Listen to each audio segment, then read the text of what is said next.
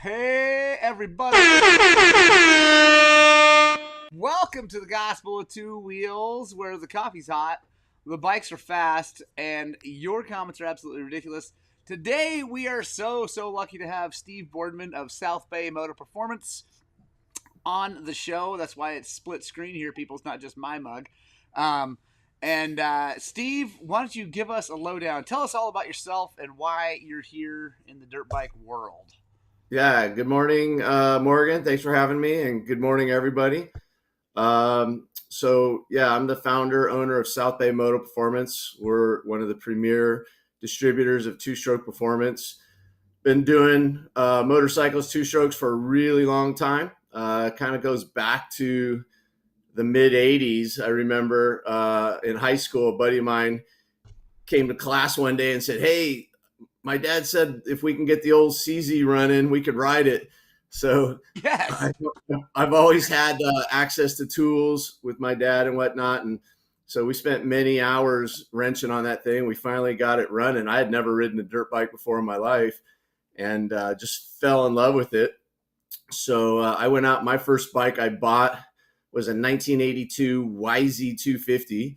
And that was the first year they did water cooled, and the radiator, I don't know if many people know, was actually on the handlebars behind the number plate. So that was super unique. And in the mid 90s, and just fell in love with it as a sport. In the mid 90s, started racing a lot of enduros with the likes of Steve Hatch, Rodney Smith, Mike Lafferty. So yes, I'm dating myself there.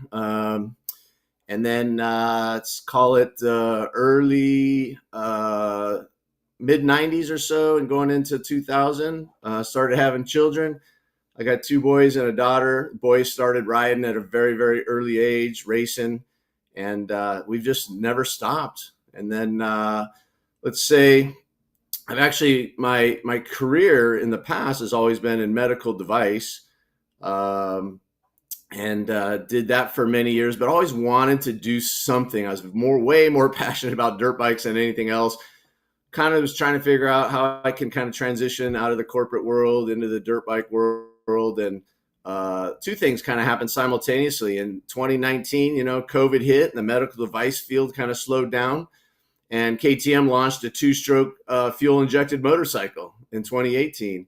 And we didn't like the way they ran. And so at that point, my boys were racing, double A pro classes, very competitive, and they wouldn't ride the new bike. They're like, "Dad, that's your bike." And so we tried a lot of different things out there to try to figure out how to make them run the way we liked them to run, and just couldn't do it. And I ended up stumbling on a little Instagram ad from Two Stroke Performance, and kind of thought initially like, "Oh, here's somebody promising the world," and talked to Dave on the phone before I made a purchase, and decided to send my ECU to Australia, which took a long time. It was very expensive. And I just really liked what he had to say about how he tunes bikes and what's important to him. And we tried it and we loved it. I mean, it was amazing, the transformation that a tune and a head made on the bike. So we became regular customers, and I'm very involved in the local District 36 circuit, and just started referring a bunch of people to him. But the biggest hangup was people didn't want to send their ECUs to Australia. So I said, "Hey, Dave, this is a good opportunity for both of us. Let's fire this thing up." And we did. And as soon as we opened our doors, it was just like crazy. And so now it's 4 years later, and we still ride and race and test for two-stroke performance. And we love the way these bikes ride, and we know a lot about the TPIs and the TBIs, and I really like the way that Two Stroke Performance is always coming out with new products and always trying to make things better. So that's how we're here. Nice. I love it. And you are currently in a hotel. Just so you know, Steve does not live in a white room, super boring white room. He's in a hotel on a little mini vacation, celebrating his daughter's graduation from medical school, which is rad. So big congratulations there to the family. As we just discussed, he just gave himself a giant raise. She's done. So he's probably going to buy maybe a new bike with all that extra money. Quick, let me just say hey to everybody: Andy Delaney, Dave Brayman, Kel Becker, Jay Wild, Bruce Kennedy, Scott Copland, Scott Schwager, Eric Hall, Smiley Hansen, Justin, what's up? Zach Farkash, Justin McCauley, Moto Creek, Rich Pierce, James Berg, Tony Andrews, Tom Bean, Stephen Becky Peterson, Scott Copland again. And there's my mom, Suzanne Spradling. Everybody say hi to my mother. If you don't say hi to my mom, and if you don't give us a thumbs up, my mom will find you and whip your ass. Because she's that kind of lady. Um, it is awesome to have you guys here. Mike, everybody here sort of knows my whole setup with TSP. I was running other heads. Well, let's back all the way up to when I was riding YC250s. I would buy bikes. We live at 5,700 feet. Back then, I was living at 7,700 feet in Gunnison. So every bike needed more compression, like period, because they all suffered up here. So I started with just shaving 20 thousandths off of heads. I would buy a YZ250, take the head off, take it to my machinist, take 20 off, thanks, put it back on, and ride, whatever. And then when I entered into the world of KTMs, I did the same thing for a little bit, and then I started trying different heads. Had really good luck with a couple other companies, but when I finally made the jump to fuel injection, for me, I would not go down the TPI route because I hated them so much. I mean, I wouldn't even do it. Like, I was just not down. I finally jumped with the TBI and got ahead, but the guy I was using he couldn't tune the ECU. And I don't know. I mean, I think his head was probably fine, but he couldn't tune the ECU, so it didn't run that great. It ran. That's not true. It ran fine. It had a lot of power, but it had some detonation at different weird RPMs and stuff like that. So I got a hold of Steve, and we ended up going with a TSP head and tuned the ECU.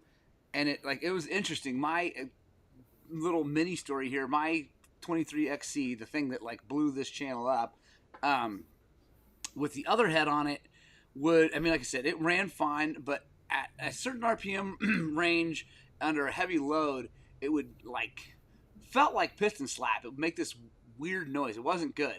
And I'm like, I thought, man, because all these people talking about how the piston skirt was hitting cranks and all this stuff. I'm like, oh God, is that happening to mine? Although my brain knows that if the piston skirt contacted the crank even once, we would be dealing with a complete destruction of the motor. So, anyway, swapped over to TSP and the tune, and the thing silenced. It went to perfect. It was absolutely brilliant. So I love what TSP is doing. I love everything they're about. They're not the most violent power setup, but I actually really like that. I'm old enough now, I'm 48. I like going fast, but I'm old enough to know that a whole bunch of horsepower and a whole bunch of explosive delivery is not actually the way to go. And I know that that's what Dave is all about with TSP. Talk a little bit about the ERMs, because that's a new thing, something that we've all wanted on KTM, to be able to tune our own computer, and KTM won't give us that. So TSP did, and I think it's pretty rad. Yeah, so the ERM stands for ECU Reflash Module. It's a device that's been out, 6 months. We've been testing it for well over a year. We can't keep them on the shelf. But it's a device that allows you to not have to ship your ECU to us to flash. When you get it, you download the different maps for your bike, and then you flash your ECU yourself, which is convenient. What's unique about the tool is it does allow for some tuning capabilities. So depending on your bike, whether it's a TPI or TBI, it works on both. You can tune fuel, ignition, power valve, and for the oil injected bikes, oil injection as well. And it also allows you to use it as a diagnostic tool. So with these new TBI bikes, it's really important to make sure your TPS voltage is set correctly. Sometimes we get little issues at the ECU, so there's a way to clear adaptive values with it. There's anytime you disconnect your battery, remove the ECU, we always recommend resetting your power valves. Anytime you do a top end, reset the power valves. So it just makes all of that stuff super cool. And the device is actually very, very, very capable to add functions down the road. So I'm not going to talk about a lot of those new functions that we're working on right now, but it is super exciting that the ERM is not limited to that. That there's some new features that will continue to be released in the future for that device. And one of the things, as a tuner myself, I tried some of the other tunable ECUs that you can buy, and I've always felt like I could feel some changes, but it also did other things I didn't expect. It was always really unpredictable, and I never fell in love with any of them. And so when Dave told me, yeah, we're coming out with this tunable device, I'm like, oh, great. Here we go again. And I went out and tested it, and, you can change increments of like 1%, 2% of fuel and ignition. And every single thing that I changed, even at the smallest increments, I could feel, and it did exactly what I thought and nothing I didn't. And so I was super surprised. Like, the thing worked really well. Now, I don't think most people, unless you have a specialty, live at high elevation, running a snow bike, running a kart, like most people aren't probably going to create a better general map than what TSP's already created. But there's a lot of riders that like certain specific things about how their bike runs. So it allows them to dial those in and then save that as a tune. Or you can, if you wanted to lean things out a little bit at high elevation, you could save that as a high elevation tune. So it is a really, really cool device. And when paired with the TSP head, it's just such a nice package. And one thing, Morgan, that you mentioned with, and maybe people know this, but when Dave tunes, his goals aren't around creating horsepower. Like, we can create more horsepower in these motors if we wanted to. His number one priority is rideability. That's what he talks about all the time. He wants a bike that's easy to ride, that creates good usable power. And then his second is increase horsepower in areas that really mean a lot, which is usually in torque down low for luggability.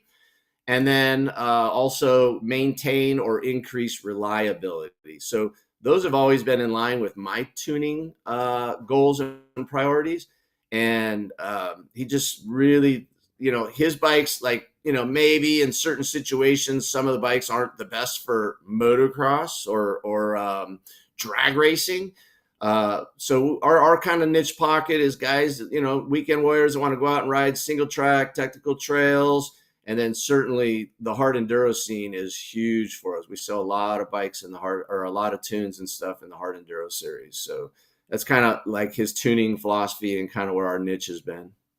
Yeah, and I really like my setup. I originally, with my XC, I had the trail tune, which gives you a hard enduro map, like a little bit more aggressive hard enduro map and a little more mellow MX map. And that was a really great tune. If I only had one motorcycle, that would be what I would stick with. I would stick with that tune because it was really great. It made the bike super versatile. But when I got the beta, which, by the way, people, it is fixed and running. The video is coming out today at 3, I think is when it drops. So members, you guys already have a chance to see it. Quick plug for membership of the channel. If you do join as a member, you'll get to see the videos early. So they're already getting to see that thing. And so now that I have that other bike for hard enduro, for the hard stuff, I'm just keeping that like that. And then I make the XC my nasty fast bike for the desert, because we have a huge desert around here. And I put the MX tune in that thing. It's a completely different motorcycle again. It is absolutely wicked fast, but still very rideable. It's pretty cool because, like, it's dumb fast. The green map, which is the hot map, is stupid. I mean, it's somewhat scary fast, but I can still ride that thing in what I would consider like advanced intermediate trails, right? Techie trails. And have a ton of fun. It's in the white map. The bike works great, still lugs well, all that stuff. It just now has that, Jekyll and Hyde switch, and which is a lot of fun. Go hill climbing and things like that. The Kim Jackson and Hansen are talking about carbs rule. I do love carburetors, although the carburetor was part of the problem with the Beta. Now I still like carburetors too. I'm a big fan of carburetors. I like being able to throw jets in bikes and fix things on the trail. But although I couldn't fix that bike on the trail because thanks to Beta and their brilliant use of a weird ass spark plug that, by the way, if you buy them from Beta, are $30 a piece. um, but and then so I want to talk about the TPI thing from because you mentioned reliability. I feel like the TSP head, tune, and injector relocator, which I know you guys sell a ton of, is probably the best thing you can do for a TPI bike for reliability. Moving the injector, one of the injectors before the throttle body, dumping more oil and gas at the bike, which I know the tune does, and then I mean the head just increases performance. But doing that really helps these bikes last longer. I see TPI bikes all the time with scratches in the cylinders from people cold seasoning them. And all that good stuff. But like once you do the TSP setup, there's plenty of oil, plenty of gas. The thing just, I feel like it's an investment in the longevity of the bike, even more so than just the performance to me.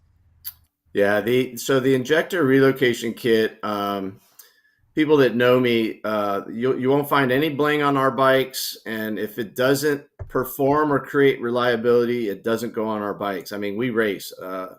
My youngest son, Kyle, is a 4-time District 36 Enduro champion, so he's one of the few people that can ride a 300 like a 125. That thing is pinned everywhere. And when he first took a stock TPI out to test, I said, dude, run it as hard as you can. Come back and let's tear the motor down and take a look at it. He brought that thing back, and that pipe was blue as blue could be because they're overly rich down low and then they're lean up top. And so when we did the standard tune and head, that fixed all that, right? And it ran way better, and he liked the bike, but he didn't love it because it still had, he would prefer to be on a 250 because he likes the playful motor. He likes them to rev up fast. He likes the over rev on them, but he needs the torque of the 300. And so he just kind of dealt with it. What the injector relocation kit does is TPI, where both injectors are in the cylinder. That's kind of the best setup for what we call off idle throttle response when tuned correctly. That's why a lot of the hard enduro guys were reluctant to come off of that and move over to the TBIs, especially in 23 when all we had was the XC. Moving the injectors further back into the throttle body or even back further, that allows the fuel and air to atomize longer, and it creates more power, but more in the mid-range and top end.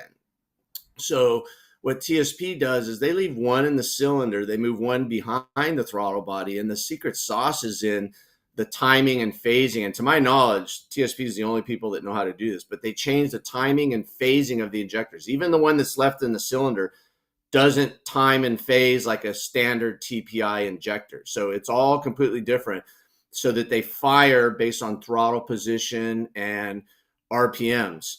And so when he told me about it, I was like, I knew there was other injector relocation systems out there that I tried. I wasn't overly impressed. They seem to have some issues. So I was like, well, let's figure it out. Let's see how it works. And I knew it was going to be better in the top and the mid-range and top end, which it absolutely was in a really big way. But what I didn't anticipate was it actually did create a little bit more bottom end. And the thing that was most impressive is in the mid-range, it like spun up so smooth.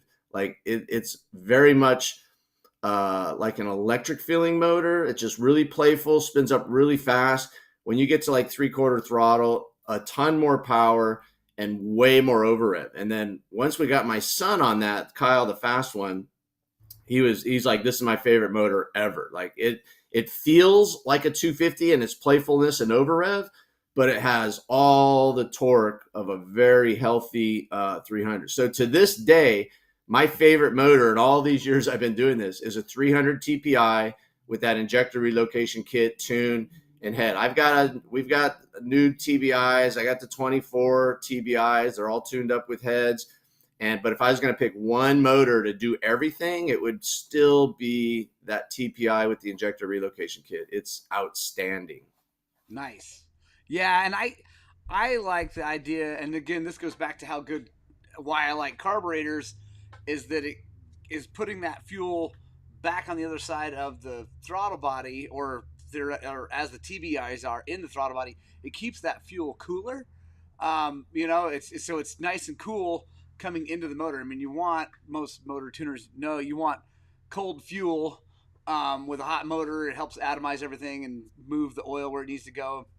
And so having that fuel be cooler coming in, I think makes a big difference in the longevity too. Also, it allows it to pick that oil up better, because the way TPIs work with the oil injection is just dripping that oil in, basically right at the throttle body, and it's just relying on it, the air pulling it in, which is not how two-strokes were meant to work.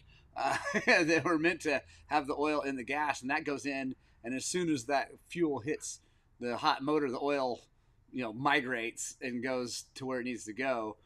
So I don't know. I like everything about that setup, and everyone we've done here, we've installed a ton of those kits for people, and it has been brilliant.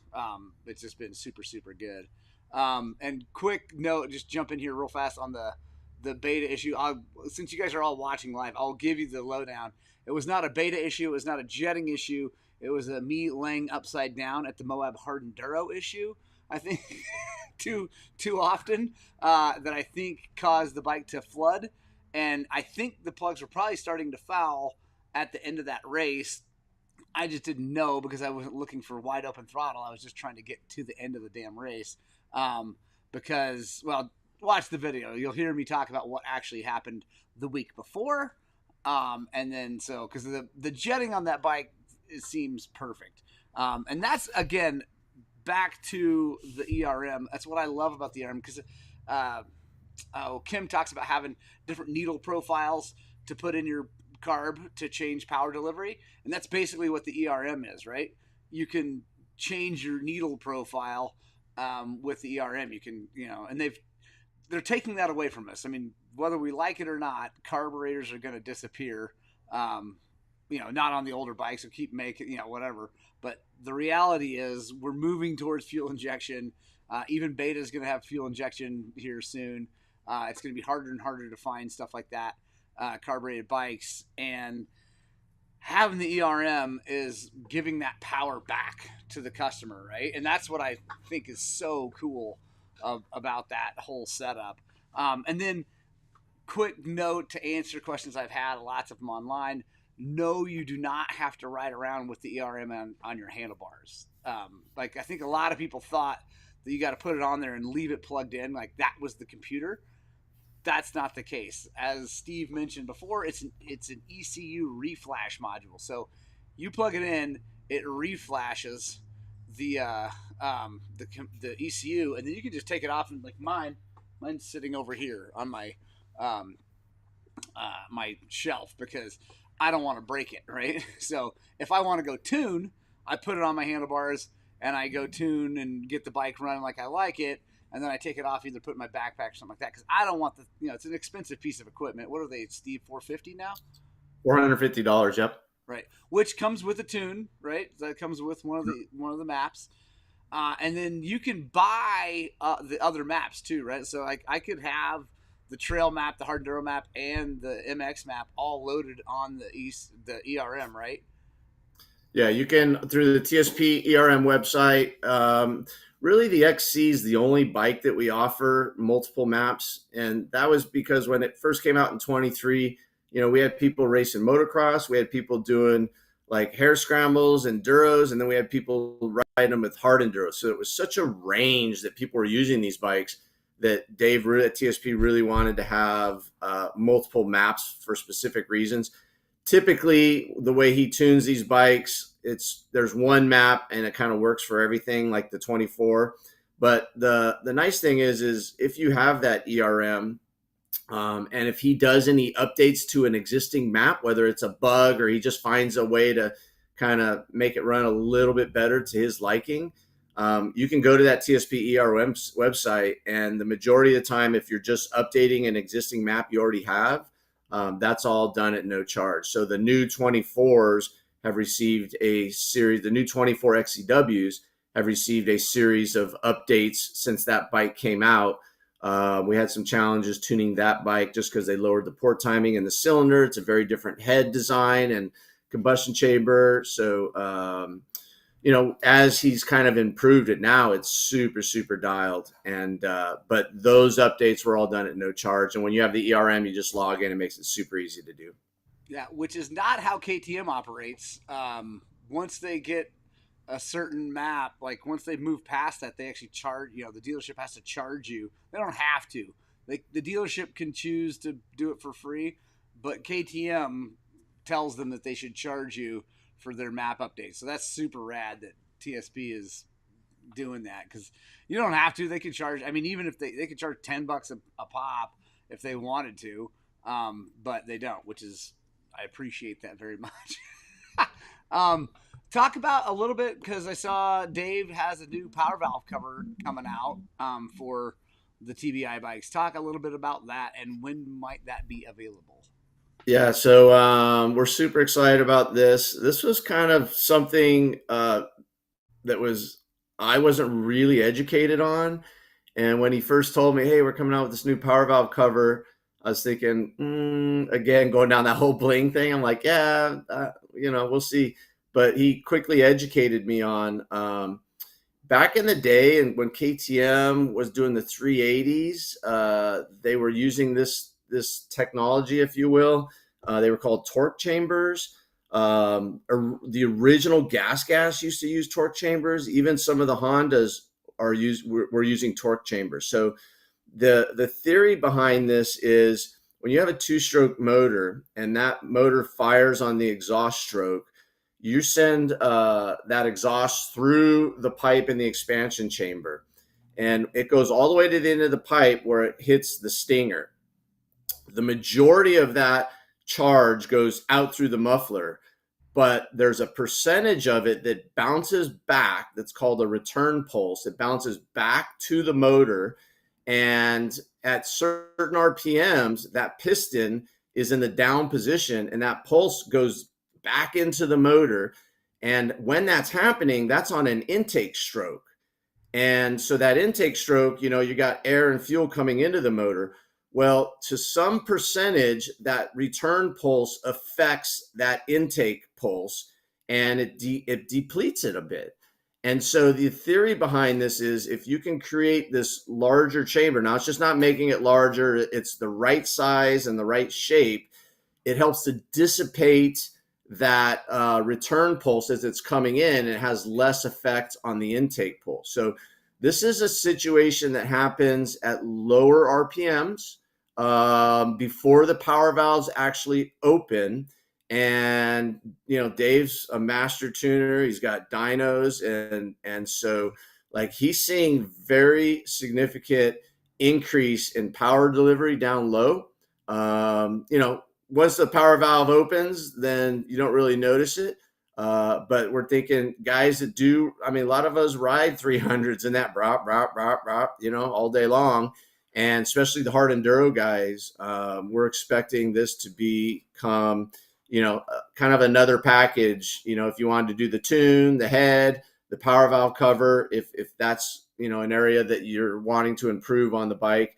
And I just placed my order last night, and so we're probably going to see them, if not next week, the week after. We'll have them up on our website, and we've already got one on our bike, and we've been playing around with it and testing it, and you could feel a difference. It's definitely, I was kind of shocked. Now, it's not as big of a tune in a head, right? It doesn't transform the motor, and it does run best with that head and tune, because like I said, Dave does change like the timing of these fuel and how much fuel he puts in them. And so it's all kind of tuned. And that's one of the things that we talk a lot about. People is, I get guys that come and they put a lot of different parts on their bikes, and then they wonder why the bikes have these little issues.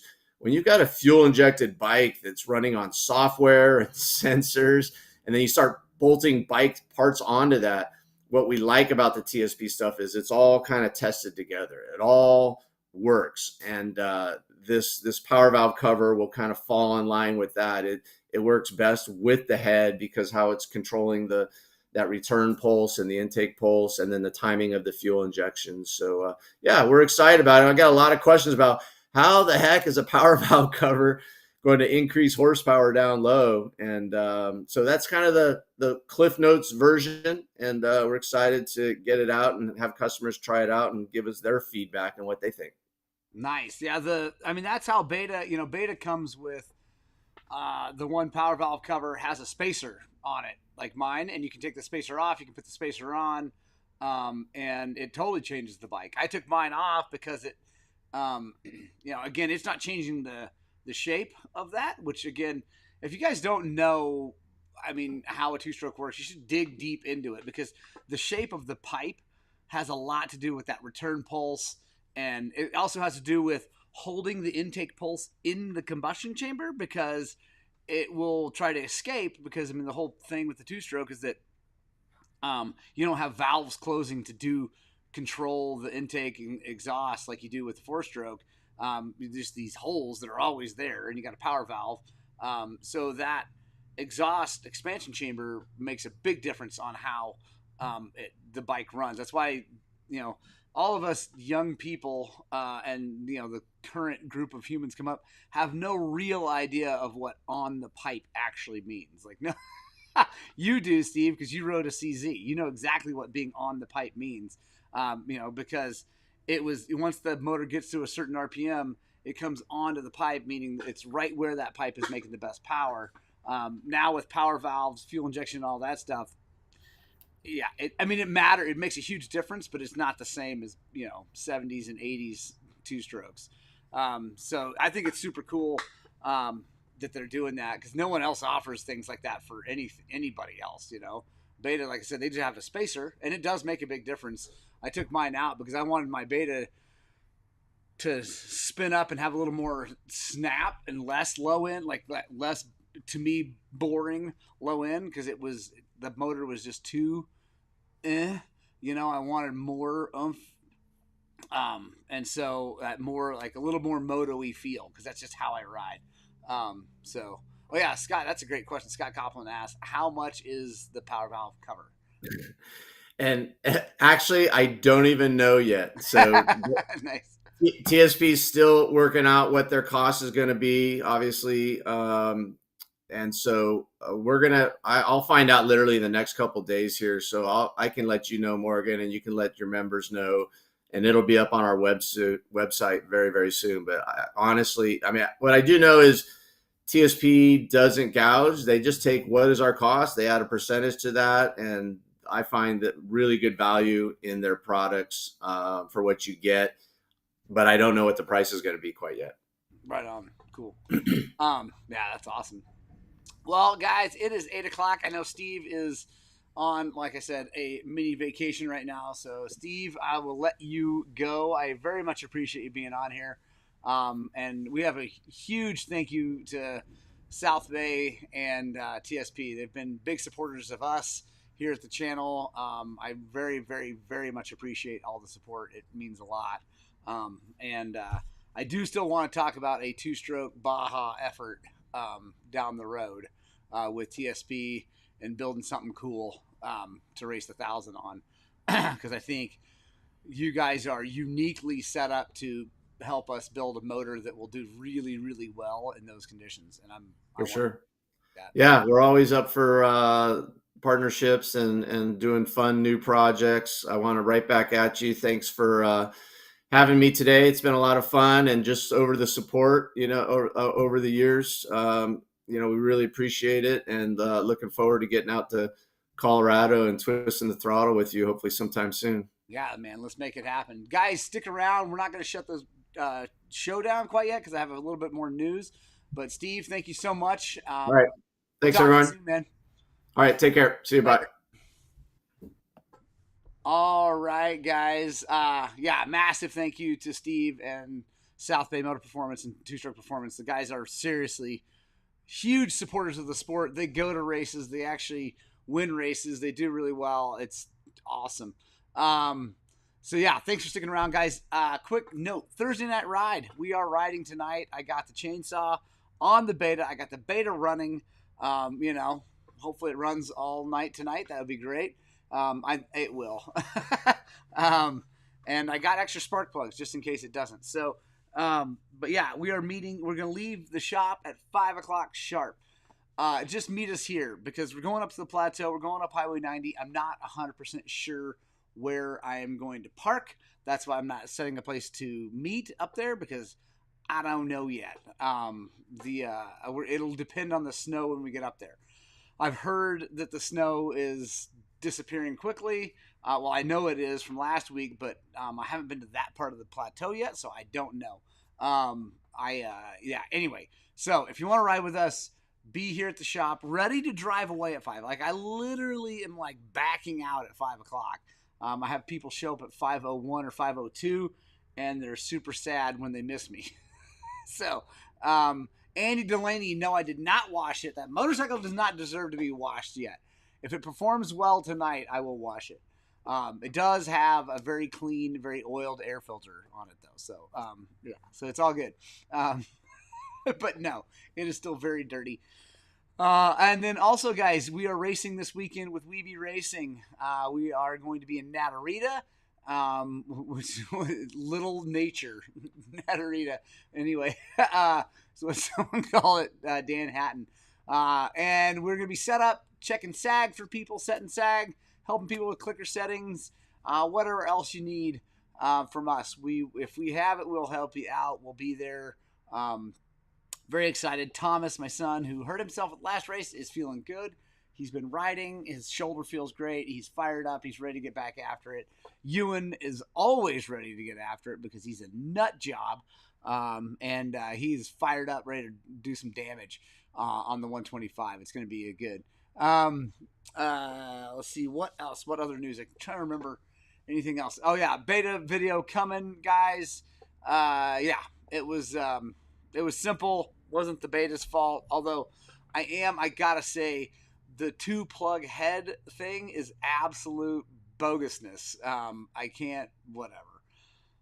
Disappointed in the 2-plug head, mainly because of the plugs being weird things that you have to, weird plugs that you have to order special. Like, most shops aren't going to have that. I bet Dan at Truth North Motos has them in stock because he's awesome. And I got them from Western Power Sports. They're still, my cost, just so you, full transparency, my cost from Western Power Sports was $12 a piece. So I had to buy $48 worth of plugs, 2 to put in the bike and then 2 to keep my pack. We'll get that thing dialed in. I got the single plug head coming from S3 from Ben Nicholson. Huge shout out to Ben Nicholson, by the way, guys. If you need S3 stuff, Enduro Hog stuff, Carapax foot pegs, motos. Oh, no, he doesn't have motos. I think he does actually have motos pipes. S3 pipes. I don't know. Tons of cool. I'm trying to look at all the stuff. Tons of cool European stuff. Ben Nicholson has them. He's in Canada, but he's also got a warehouse in Montana, so he can ship everywhere. There you go. True North Motos has spark plugs in stock. But I'm excited to get a single plug head on the bike. Delete one of the coils and just get some of that extra crap out of there because it doesn't need it. I haven't fouled a spark plug since 2006 on a YZ250. And I think my jetting Hansen is right on the money. The bike was running great until like I said, I fell down a lot at the Moab Hard Enduro. So, and I'm sure it just flooded, and it just, things happen. So, anyway, I love you guys so much. Please get out, spread the gospel of two wheels. I just love you. God bless all of you. I think you're wonderful people. Punk Rock Club, I love you the most. I've been seeing the punk rock already. I love you guys more than I love everybody else.